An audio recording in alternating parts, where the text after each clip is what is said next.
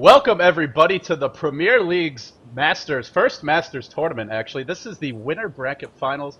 mTw facing off against mousesports. mTw on the Radiant, mousesports on the Dire. I am LD. Joining me is Gods, and well, Gods, I have to say, not seeing Navi here is going to be a surprise to a lot of people. Well, they did get dropped down to the lose bracket. Not sure how much of yesterday's matches you saw or you followed as you were on your taking a day off, but they did get dropped down based on a conflict due to the WCG Russia, where they couldn't actually play their match. Right. So mousesports got a default win over Navi. Navi are going to be making their way through the loser bracket. They've got a match against the loser of this match. So mTw and mousesports fighting for a place in the grand finals, and we'll see which team will have the slight edge. I have to say, two teams that at the moment with their current form I think will be very, very even. Yeah, definitely two of the best teams in Europe right now. mTw's been in a bit of a slump though, especially compared to how well they were playing at DreamHack, even taking down Navi at a LAN event. One of only two teams to have actually done that so far. So they were really impressive in peak form, and well, they've slipped a little bit recently. Mouse has been so up and down. One game they look like the best team in the world. The next game, very sloppy play. Still trying to find that consistency, I guess is the way to put it. And well, right off the bat, we see Invoker being picked up, Synderen back in the captain's chair, or at least the picking chair. I don't know if you've been watching them for some other tournaments like the Defense, or I think even for ours yesterday. Synderen was not the one doing the drafting, but he is here again. So interesting change. Yep. Well, I know mTw, they're at boot camp together, so I imagine it's a bit of a team input going into this draft especially. But I think the big thing to be able to know is that Synderen's actually been playing a lot of the support role. He did play the Invoker in the third game of their match yesterday, but the first two games, I think both games he was on a support Venomancer, or at least both games he was playing support, as opposed to his normal sort of solo mid-role. So we'll see if he's going to be playing that Invoker that mTw have picked up here very early on the draft in response to mousesports going for the CK. I feel mTw, they're just going to stick with their guns, which is going to be this Invoker, Lone Druid kind of style. We do see some of their sort of heroes they like to use, like the Enigma, being banned out here. So they'll be okay with that. They'll probably just go for something like a Venomancer as a support hero for their third pick here. Yeah, mTw loves to secure those really strong solo lane control style heroes off the bat. And I mean, Synderen getting his hands on Invoker, I think when he actually played him yesterday, he went with the Wex build, even though we see Exort as sort of the more popular style nowadays. It just wasn't a game where the Exort build was going to fit in, and he made the Wex build work. But I gotta point out, mousesports gets themselves a Rubik, and this is a hero we've seen SingSing get really out of hand on. So I'm very excited. I do hope it will be that solo Rubik. There's definitely room for it if they want to go that route. But for mTw, it's a lot of early game push power here with the Lone Druid and the Enchantress being picked up. That does free up a solo lane, so now they have their two, the Lone Druid and the Invoker likely to be solo lane. Enchantress in the jungle, and now I'm guessing we'll see some sort of a dual lane coming out.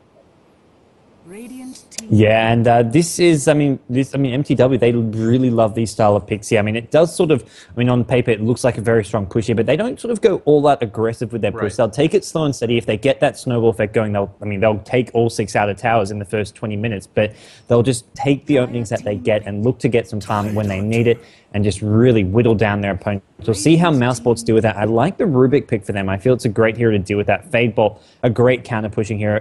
Great counter-pushing spell, as it does lower the damage that the heroes actually do, and it does hit infinite units, so it's great for doing that, even if it does less and less damage each bounce.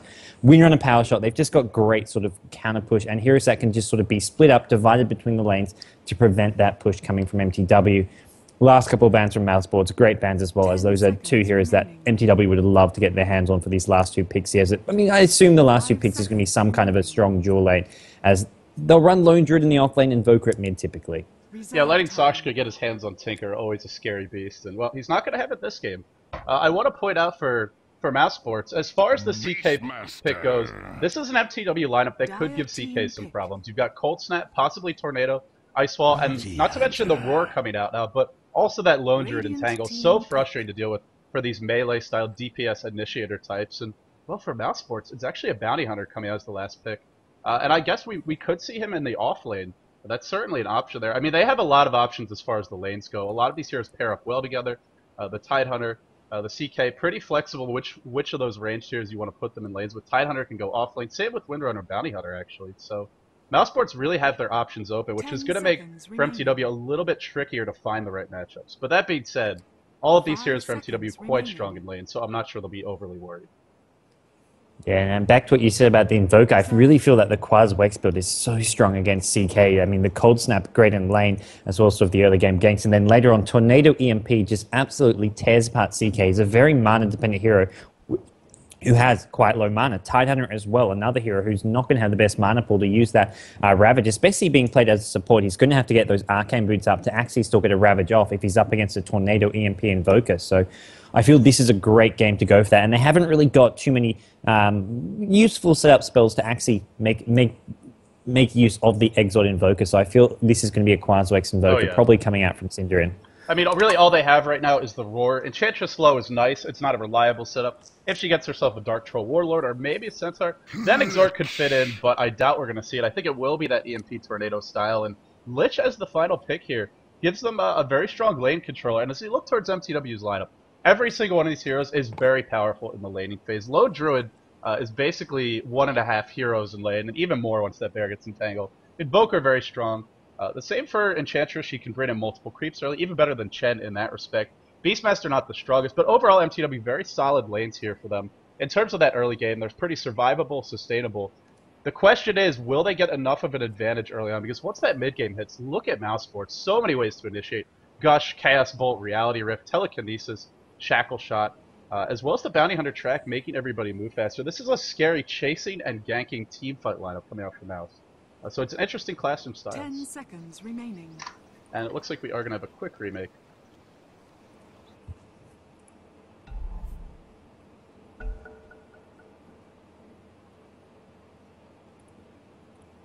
But I have to ask you guys, to the extent that you can remember the draft, who do you favor right now? I mean, I've got to say that I feel mTw, they're going to be good. They're going to be looking strong here. They're not going to fall. They're not going to get. By no means is this going to be a game where mTw get overwhelmed or sort of wiped apart by Mouse Sports' aggression. I feel it's up to Mouse Sports to make something happen with their draft. They've got fewer options going into the mid to late game with the going up, especially if it's going to be a Quaswex Invoker. So I feel mTw have the safer lineup. I feel Mouse Sports need to dominate the early game and get themselves ahead early, start taking towers and not letting mTw get any momentum going their way, else it's going to really get a bit out of hand for Mouse Sports. And I just got to say, as a result of mTw having the safer lineup and sort of the lineup they're more comfortable with, I feel that mTw do have a slight advantage. How about yourself, man? What are you thinking? I hear what you're saying, Gods, and I agree with you. mTw's lineup is safer. They don't have to get kills. They don't even have to knock down early towers, because once you get to the mid game, that Quaswex Invoker, like you were talking about, very strong control, especially against melee mana-dependent heroes, or not melee, but strength heroes with low mana pools, low int growth. Sure, a couple pairs of Arcane Boots will help a lot with that, but you have to get those up, and it's not the easiest lineup to farm against. That being said, I like how Mouse Sports pick, because to me, this is how they play, and this is where they excel. Get those early gankers, get the aggressive heroes like the Bounty Hunter, who gives you a bunch of bonus gold whenever you get kills, some good chasing heroes, some decent teamfight work. I feel like it's Mouse Sports style, even if it is very reliant on getting those kills. To me, this is when Mouse is at their best, is when they get them. So we'll just have to see how it actually shakes out. But I'm with you, mTw would be fine just farming. They would also love to push down towers, although they don't need to do so by any means. So it is mTw with more of a versatile lineup. They have more ways to win. They can farm, they can push, they can go into the mid game and then go for kills. I mean, they do have a Beastmaster. Invoker not a bad ganker himself once he gets some levels. So I agree with you. They have more tools in the chest, more ways to sort of dismantle Mouse Sports to win this first game. But Mouse, if they get it going, boy, do they have a lineup to snowball, especially with Bounty Hunter giving everybody that additional gold. Yeah, and that's the thing. They just want to make sure there's a lot of aggression, a lot of kills happening, where it's mTw who want to just go for the tower trades and just go for sort of the farming game. So if Mouse Sports can just make kills happen, even if they're sacrificing their own heroes to make it happen, if they're trading kills, they're getting the track gold and they're just slowing down mTw's farms, whereas Mouse Sports, they don't have heroes that need an incredible amount of farm. Bounty Hunter just needs this sort of basic core item. You're looking at Treads and a Drum of Endurance, later on getting some DPS or a BKB. CK as well, you can have a decent impact without having massive farm. Windrunner, another hero. You just want your mech, your force stuff, these cost-efficient items. So Mouse Sports just want to be aggressive, get kills, even just, I mean, trade kills, really, and they'll be in a decent position here, whereas mTw, it's going to be all about just playing that sort of more passive game. Yeah, and I have to say, Gods, we talked a little bit earlier about, you know, how the CK can really struggle against the Quaswex Invoker from losing his mana pool. Also, Cold Snap, very aggravating to deal with. They add on a Lich as the final pick, and while this is a hero that won't do much to deal with certain types of lineups, like pushing lineups, very aggressive early game lineups, because sacrifice is obviously not going to help you deal with that. But I mean, this is a game where I think Lich can actually have a place, especially you're up against two melee damage dealers now, not just the CK, also the Bounty Hunter, and that Frost Armor is going to be very obnoxious to deal with. Also, these melee heroes tend to clump up a little bit in team fights, so I could see this Lich pick working out quite well, even though he's not a hero we see a whole lot of nowadays. Yeah, mTw one of the few teams who do like to pick him. Just, I mean, he's so strong in lane because of the sacrifice, just able to position the wave wherever you like. And like you say, Frost Armor, up against, I mean, these melee heroes, these right-click heroes, it's going to come down to Lich having some absolutely fantastic positioning so he doesn't just get sniped and insta-killed in some of these fights. And I feel that's mTw's one weakness if they're in an aggressive high-kill game. Lich and Enchantress, two of the squishiest, easiest sort of heroes to burst down in the game. I mean, Enchantress has the lowest strength game in the game, as far as I know, after maybe Techies or something, who hasn't even been imported yet. And Lich, well, another incredibly squishy hero. I mean, can maybe put the Frost Armor, but that's about it. And from there, it's going to be a very sort of poor Lich, and you're not really looking at a hero who can really survive these fights. So it's going to come down to Beastmaster and Invoker Invoker, and Lone Druid on the front line, so just sort of shield those two heroes. Oh, I'm completely with you. And it's a very funny contrast between these ultra squishy supports, even more so than your average support, and then your incredibly beefy frontline heroes, the Beastmaster and the Lone Druid. And in fact, Invoker usually gets pretty tanky if he goes for the Wex build. But let's go ahead and introduce the players from both teams. Sakshka going to be on his Lone Druid. Effie Mad playing that jungle Enchantress. Looks like it will be a defensive jungle. And meanwhile, as we look towards the mid lane, Kebab playing the Lich. Not sure. I guess he's going to deny a creep, and then we'll have to see where he goes. We've actually seen these Lich players sometimes just roam around a lot in the early game, going wherever they feel they're needed. Funzy going to be played the Beastmaster up top, and finally it will be Synderen with the early Blades of Attack and a point quads. This usually means the Wex build, and I think it makes a lot of sense here, but he'll be heading mid. Yeah, and for mouse sports, we have got Black playing the Chaos Knight at the top lane. We've got Sing Sing on a support Rubik at top lane. Mid lane is going to be Come With Me playing the Bounty Hunter, and then over at bottom, we have got the Tide Hunter being played by 1437, laning with the Windrunner of Sexy Bamboo. So we've got a really interesting lanes here. It looks like 1437 going to be playing a farming Tide Hunter. Bounty Hunter actually at the solo mid. This is not quite what I would have expected from mouse sports, but as far as how this goes, I mean, Come With Me is going to be rushing a ball at mid. He'll do okay. He'll get harassed down quite a bit. It should be a lane where Synderen manages to quite comfortably farm. And I feel this bottom lane, though, they're not going to do too well against shutting down this Lone Druid and the Enchantress. Enchantress, they've got the Sentry Wards if they need to use that pool camp. They're going to have a pretty good time mTw at bottom. I'm with you. There is still some potential, not in the early game to get kills, but especially around that level 4 or 5 place before Lone Druid hits 6. If you get a good gush, a shackle shot, even a level 1 shackle can be enough, and Windrunner hits pretty hard. So it's not an ultra powerful dual lane. They're not going to dominate him.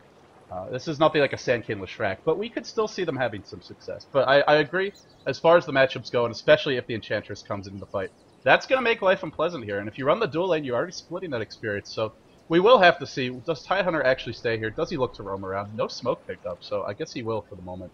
Although Windrunner's not too bad 1v1, but in the mid lane, I will say, as far as playing this matchup goes, Come With Me is going to be pretty pleased that it's not an Exhort Invoker, because that early point, the extra damage, really hurts, especially when he's not rushing a bottle. He's going, or he is rushing a bottle. He's not starting with the Stout Shield, not starting with the Poor Man's Shield. Yep. So he's kind of dodging a bullet with this one. But either way, he should be able to get the bottle up pretty quickly. Yeah, I think he'll have a better time last hitting, but as far as harass goes, it's probably just as bad as the Exort Invoker, just because the cold snap and then just right-click damage. Right. You can't really trade hits with Synderen because he heals off any damage you do, not to mention the Quas gives him bonus strength. So I feel, as far as harass goes, he's still going to be pushed out of the lane. Exort just means he's not going to get too many last hits, so it's slightly better off for him.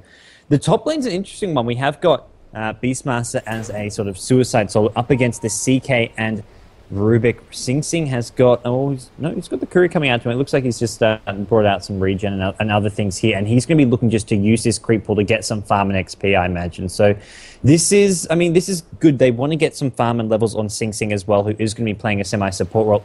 It's actually interesting. They've got both Sing Sing and Bamboo, two of their normal sort of solo players, actually playing on sort of support roles. It's the Windrunner and the Rubik who are going to be supporting here. Yeah, it is a little bit unusual, and I want to point out also, Mouse Sports does have their full lineup today. 1437 has missed a couple of the matches, but he's back in action very early for him as well. And, well, he's on support, that's what you expect. But like you said, Come With Me normally plays that support, and he's actually mid on the Bounty Hunter. I also want to point out, it's interesting we see the Bounty Hunter going solo mid. We sort of mentioned it's not the most common thing. You'll see it in pubs occasionally.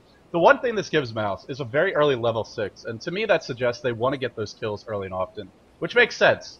The problem is, Bounty Hunter would like to have at least the basics up. Ideally boots, would be a good start, and maybe the bottle as well, to be able to chase unsustained lane. But the early level 6, we might see Tidehunter rotate in, go for some quick kills, and if they get them, that will really help out. Yeah, I mean, that's the one bit I have to agree. Getting this Tide to faster level 6 by putting, well, one thing is a dual lane, rather than that hard support at top lane, especially if it's a tri lane at top, he's not going to get a very fast routage, but playing him in the bottom lane, and as a farming hero, he's going to get a lot of, get some decent farm and get mostly the XP, the fast level 6. Bamboo, I mean, he's gonna pull the creep wave from bottom, so he's going to do this to try pull the wave back. He's going to take a bit of harass doing so, but this is interesting play coming out from him. He's going to take, well, quite a bit of harass, actually. The Shockwave Satyr Hellcaller is putting him in a bit of trouble. He has not skilled anything yet, guys. He's just going to live. That is a lot of harassment for a single creep pulled. Actually, he only got 2 of the creeps as well, so not sure that was worth it, but in the end, he gets something going for them. They're both still level 1. Well, they really want to pull that creep wave back just so they can put some harass onto the lone druid, because as long as it's at his tower, they can't harass him, they can't put him under any pressure, and he just sits back and farm. But if they can pull the creep wave towards their tower, then he's in danger, because he can't really go far up the lane against Gush and Windrunner right-click harass, because that really hurts. But he can just use the creep pull camp, so I don't feel it's going to be too successful with Enchantress in the jungle and who can just use that creep pull, so not going to be that easy for them to pull this wave back. Yeah, how are we doing in terms of our other lanes? Well, Cinder and 5 and 5 actually Come With Me doing a better job here in terms of the last hits. Although he is falling very far behind in terms of denies, 0 for him. But he's getting the gold, which means a quick bottle for him. He can trade a harassment a little bit. In terms of the skill build, our early point in Shuriken picked up. Generally, we see players get 2 and then leave it at that. We'll have to see if he adjusts his build. The Janata harass is not going to be as effective in this lane. Oh, Come With Me. Take a lot of damage from that cold set. He will be forced back. Yeah. Gonna I mean, he's got the bottles. Uh-oh. Yeah, he's got the bottles so he can just spam on Cinder, but it's not going to really... Oh, Bamboo! Oh my god. Oh no. Shockwave on Bamboo. There's your first blood, and that Bamboo did not want to see that happen this early on. Well, and not only is it him dead and some gold into Enchantress pockets, but 1437 now can do nothing to shut down Sakshika. And this is that early laning dominance we talked about with mTw's lineup. mouz are the ones who need the kills, especially as we head towards the mid-game. But mTw are the ones who are going to win these lanes early by and large. And the one hero I was curious to see where he ended up was Lich. Turns out he's going to go top. He'll be level 2, Beastmaster 3. We compare that to the Chaos Knight, sitting about even, and that's really where the Lich can shine. Although they're doing some pulling, keep in mind, Cincy is very far away from this lane, so if Lich ever decides to get aggressive with Beastmaster, he's not going to have any backup. Yep, and for me, this is mTw doing well in all 3 lanes. I mean, Syndra at mid, I mean, you saw Come With Me just throwing shurikens and just harassing Syndra, but he just easily heals that up. He's got the 2 points in Quas, he'll just trade hits right back, and this is not a lane where he's going to be in too much trouble. Come With Me just once again getting harassed down to less than 200 HP, just being put under a lot of pressure. And mTw, Beastmaster getting decent farm at top, Invoker at mid, and then they've got the Lone Druid at bottom lane. No lane is going poorly for them. Look at that Lone Druid's farm. 20 and 3, 3 minutes in, 6 CS a minute. That is a very good farm, and he's up against a dual lane here. I mean, you said you expected the Lone Druid to have a good time, but this is just complete dominance, especially with that early first blood. Enchantress has boots up as well as the smoke, and if she gets the right creeps, she can go for a kill in this bottom lane. Only a level 1 Windrunner, level 3 Tidehunter, but this is definitely a lane that could get kills with the right creeps. Yeah, and we'll see whether or not they try make any movements in. They probably want the Lone Druid to get that level. Well, you know, he has got the level 5 now, so if he can get an Entangle, definitely there is possibility for that. And Tide doesn't have any points in the Kraken Shell yet, so he won't be able to rely on that to get out of the Entangle whatsoever. Any gank from Enchantress could spell doom, and with Enchantress smoked up, they're going in. They're going to be looking. It's going to be Windrunner who they run into first, and Windrunner should be able to get out okay here. Does have the Windrun. Shackle nice shot shackle. actually onto the Troll Warlord, and he will manage to Windrun away. No Entangle from Lone Druid there. And look what's happening. Come With Me already rotating bottom, only level 5.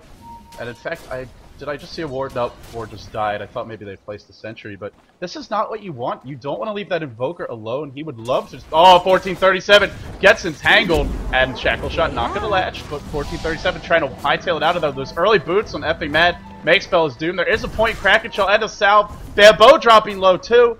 They both survive, but this lane just looks completely lost for mouz Sports right now. And they're going to have to make an adjustment of some kind, but what do you do to adjust? Come with me. I mean, who do you put mid lane against Cinder? He's already 5.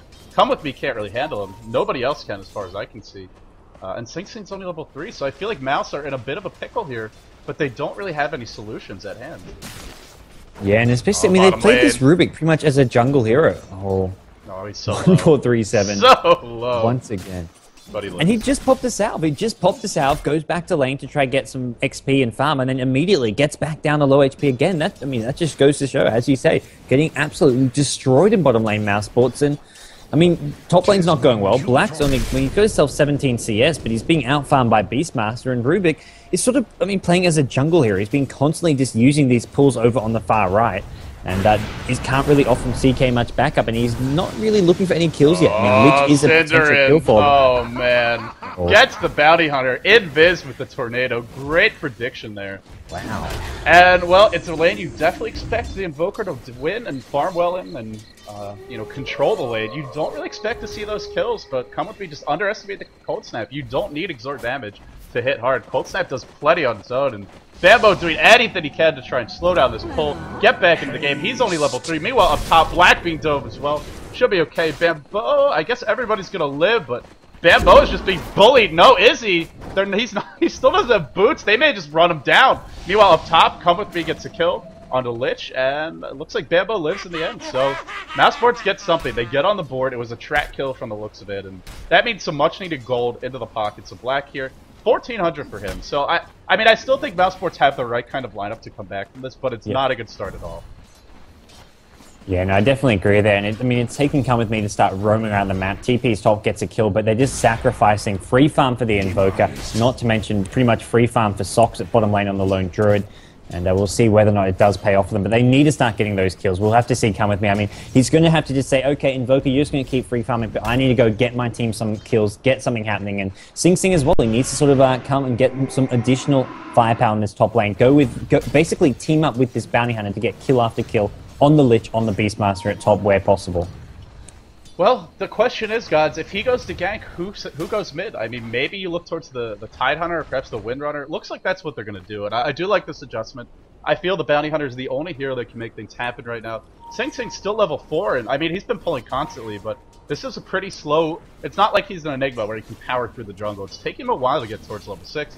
He has his boots if he needs them, and, well, it's that support Rubik. Not going to affect the game nearly as much early on, and we'll have to see if he's able to get involved.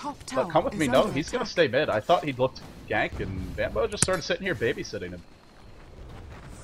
Yeah, I mean, he's looking just, I guess, to get up those phase... He's going for phase boots at the moment, and until he gets some sort of additional item, I think he just feels that he can't actually get too many kills. So. He has, I mean, unlike you mentioned, I mean, the 2 points in Shuriken Toss, a popular build, but he's maxed it out, just the one in Janata, and I feel this is some more burst damage to help actually get kills on Syndra at mid, and they're going to look for a great shackle shot from Bamboo at mid lane, but I don't think they've got enough damage. Syndra, Bracer, and then all the points in, well, just 2 points in class, but he's got 1k HP. Meanwhile, Tide, though, top lane, they do get Beastmaster. It did take a rotation from the Tide Hunter, though, and I mean, that's what they need. They're going to have to commit basically 3 heroes just to get 1 kill. And unfortunately, that was not a track kill. And I mean, we see mid, Cinder is way too big already. Bracer, Phase Boots, and a Magic Wand. And especially going with that Quas build, the early 2 points, so much strength to work with. And I just feel like there's no place for Bamboo on this map, and look what's happening bottom. Sakshka, 48 and 13, the lane completely abandoned, no one even getting experience here. 1,300 gold already, and he's definitely looking to rush the Relic the way this game is going. And he's going to have it in like the next 4 or 5 minutes at most, if there's no reaction. Bambo comes bottom, but really, what can he do? 1 entangle, and he's basically dead. Still no points of Power Shot, in fact. He's just going all in on this utility build, Shackle Shot as well as Windrun. Yeah, no, that's not really helpful. I mean, especially with mTw tried push. Oh no. And I mean, things is going from bad to worse. I mean, for lack of a better phrase here, for mouz Sports. I mean, they weren't farming well in these lanes, and then Enchantress comes in, Sensual gets a kill, and basically, mTw, I mean, mentioned earlier, they don't have to actually go push. They've got the heroes who can, but they're not worried about pushing down towers as long as they're winning their lanes. That's what their lineup is built to do: win their lanes, lane control it well, and then just get the farm and items up and go for that strong mid-game push. Once they get the Radiance on Lone Druid, once they get some high levels in the Tornado EMP, and until then, they're just happy to sit back. Well, Sing Sing is finally level 6, gets his hands on that Cold Snap. And maybe Sing Sing can help out now, but bottom lane it's Sakshka. Oh, entangle into Sexy Bamboo. Can Sakshka hit the 1v3? Ravage just for Sakshka. And I think he's going to go down here. He will, and doesn't actually get the kill. Although, like you said, it takes so much. It takes so much for mouz to get these kills, but that's still a very important kill. Lone Druid could not be left unattended. They get some track gold, they get some experience, although split 3 ways, not going to amount to too much. But most importantly, it is slowing down that Lone Druid, who is completely out of control. Look at mTw's experience. Level 7 on the Enchantress. Just been farming all game on the part of Effie Mad, and come with me once you face. Not going to have the burst damage here, though, even with the Shuriken. Yep, he's going to back off. Yeah, and I mean, I have to agree. Like, I mean, basically, it's mousesports. They've got to commit a lot of heroes just for solo kills. Come with me though. No, he was still poking around at Mad, but not going to get the kill there. And then Sing Sing coming in as well. But for the most part, I mean, mousesports. I mean, they commit 3 heroes to kill the Lone Druid. Even Tide Ravage, it's their only option right now, and it's their best option. I mean, Black's still getting some decent farm at top lane. He's got his treads up, he's got a brace, they're probably going to finish off that Drum of Endurance. And we are going to see another attempted kill on Sox, who is currently alone, and 4 heroes. This is the 4 heroes just for 1 kill, and Sox, he's got no backup. Invoker's going to try TP in, Tornado, EMP, no EMP, but just the Tornado. Sox will still go down. 1437 going to get traded for that kill, but a nice trade for mousesports nonetheless. Oh, they track Cinder, and I think they're thinking about another go here, but can they really do it? Such low HP, so low in terms of levels. And a single EMP will just absolutely murder their monopools. For the moment, Synderen is sticking with that Cold Snap as well as the Tornado. I guess the great thing here is they finally force Synderen off that middle lane. He TP's bottom. It means there's one lane where for the moment mTw's not having their way. And well, for mTw, they don't really have the best pushing heroes up top, so they can't fully punish this. Normally you might see something like a Leshrac if you see a dual or tri-lane. And that's where the Edict can just really put your opponents on the back foot and make them pay for those TPs in, but for the moment, they're not actually pushing. They're just they're getting the levels, they're getting the farm, but not forcing the trade-offs here. Shackle onto Cinder, but he's level 11. Cold Snap, EMP, and mouz is going to be completely out of mana. That should put it into this gank. Now it's 1437, getting caught out, and he will go down. And, well, 1 EMP, guys. We expected the strength heroes to suffer, but even these intelligence ones are. Cinderen's just way too far ahead. I mean, Windrunner's got a 429 mana pool, and this is almost a max out EMP. He's got 6 of the 7 points in Wex. That's going to drain a good 350 mana or so. So really, that just... Oh yeah, it's 350 mana. That hurts. That's the entire mana pool of Windrunner pretty much. And this is going to be really hard for mousesports to fight in the next sort of 10-15 minutes until they actually get some Arcane boots up, get just some braces up, anything to boost their stats here they need. I mean, both Bounty Hunter and Chaos Knight both going for Drums of Endurance just because of the decent stats you get from it. Yeah, I mean, and here's the big concern. If you can't fight mTw, they are going to get towers. Now, Lone Druid, level 9, maxed out Synergy, maxed out Bear, and the ultimate form. Even Effie Mad can bring a couple creeps to the table, too. He's also working towards what looks to be a mech, and once he gets that mech up, I feel like for mTw, it's just a waiting game here. Get those core items up. You mentioned things like drums and your sort of cheap items, but even the mech, maybe, I don't think a pipe is necessary this game, but it wouldn't hurt. Anything to help you push, maybe a Vlad's, even some force stabs, give you a little extra utility.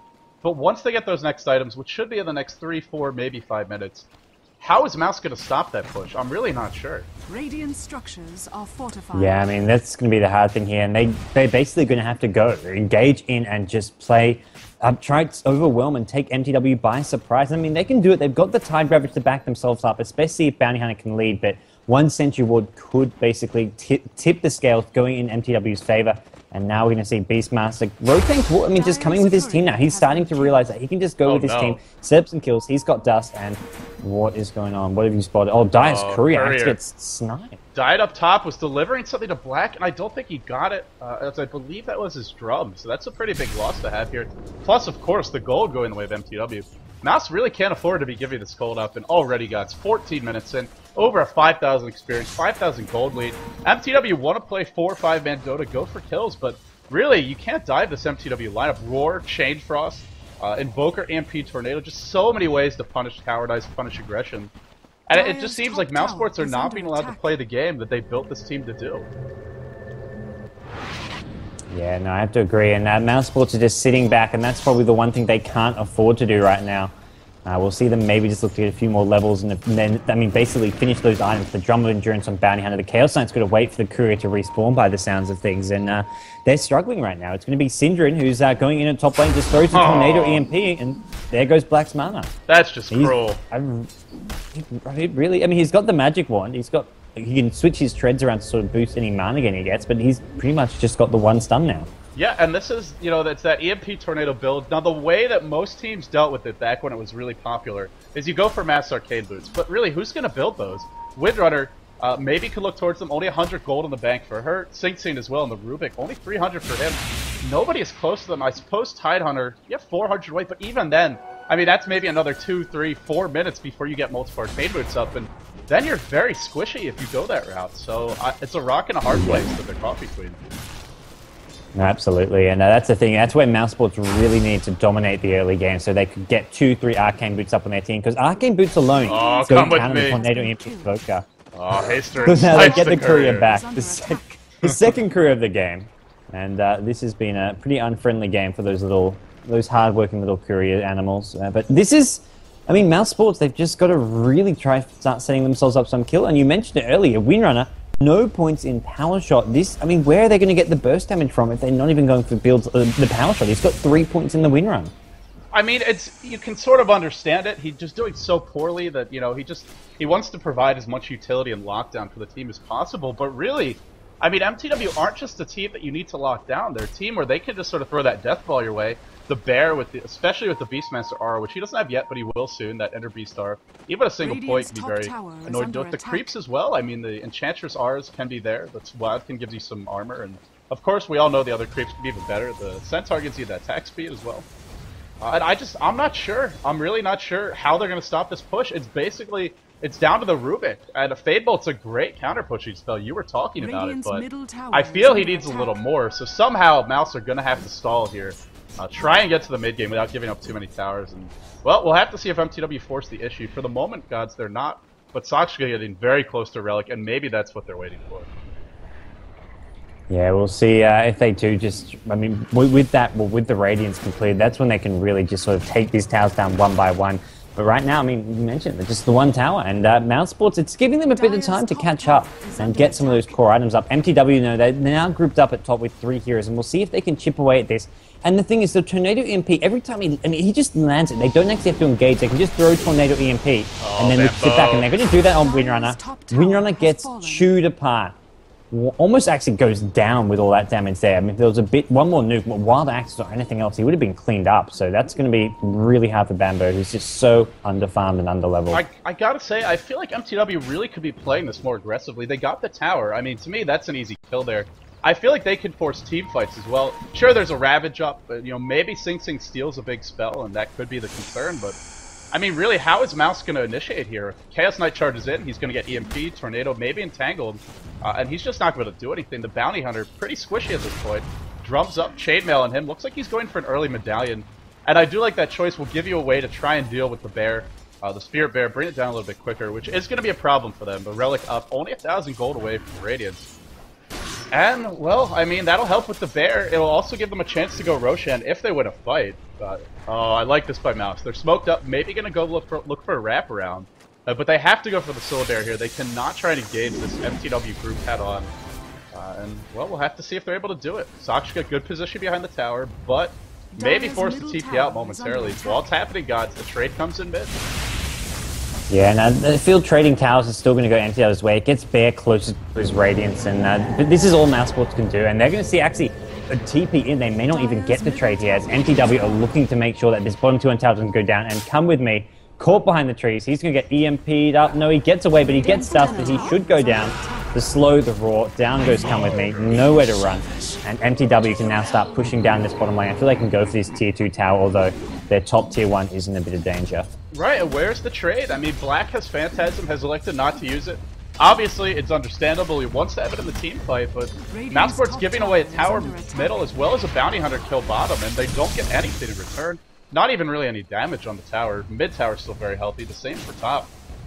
And I don't think you can pick a lineup like mousesports did and then have the game unfold this way and feel good about your opportunities in the mid game. They built a lineup that was really centered around hero killing, aggression team fights, and it's mTw who have been the ones providing the aggression, getting the pick-offs, and really controlling the game. Yeah, and right now mTw are just going to keep on doing that as long as they're, I mean, with their current position, they don't even have to be too aggressive. I mean, you mentioned they probably could take some team fights, and all they're up against is going to be that big Ravage, but there's no real need for them. They can sit back and play this safer, more passive game, and when they are ready to fight, when they've got the Radiance, they're just going to still look to just sort of basically set up the fights, use at least Tornado EMP once. If they don't get a good Tornado EMP hitting multiple heroes, well, they back off, wait for it to come up again, and then they go look to engage again. They can just sort of sit back, and because of the range of it, they don't have to fight until they've at least had it landed a couple of those key heroes, and it's going to be really hard. I mean, Tidehunter's got his Arcane Boots. He can at least make sure he gets off a Ravage, but it's not going to be easy. Come with me, gets roared, impetus damage. Come with me will go down. The opposite of what you want when you play a Bounty Hunter. You want to be the one getting those kills, setting up the ganks, and it's mTw who get a pick. Like you said, they really don't have to force anything, although middle lane, EMP as well as the telekinesis, but there's the Chain Frog, and Kabop is going to live through this one. EMP going the other way, and in fact, Bamboo, oh, Bamboo is so low, Tornado not going to hit. Windrun is about to run off, though. Even when he's maxing at second, it's still only 3 points. Bunzi looking for the axes, not going to find the range. Cinder really wants this, even used the drum charge. BKB is up on him, and Cold Snap to follow through. Bamboo should be dead. No! A second Windrun. Telekinesis. Bamboo is going to live. Forces out the drum charge. Forces out a lot of waste of time. Ed survives. Meanwhile, up top, Sakshka going to go one-on-one here with Black. In comes the Tidehunter from the back. Gush to follow. Ravage again just for a single hero. Gush as well, or Anchor Smash as well. They get that kill. And I mean, it looks good for mouz in that respect. They get a kill. They avoid giving one up. They don't get the bonus track hold on the kill, but I mean, this is what mouz need. They want these small engagements. Here's the downside, guys, is you've used Ravage now, and if you're mTw, this is where you can really look to get aggressive. Group up 5 and push, maybe go for a smoke egg. And that Ravage is really mouz's only way to try and win a team fight.